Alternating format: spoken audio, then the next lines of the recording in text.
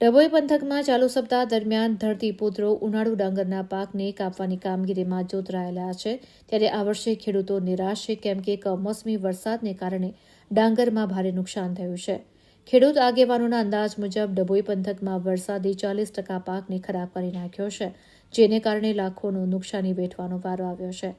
પાછલા વર્ષની જેમ આ વર્ષે પણ અન્ય આર્થિક ક્ષેત્રોની જેમ ખેતીના વ્યવસાયને પણ વ્યાપક પ્રમાણમાં નુકસાની વેઠવાનો વારો આવ્યો છે.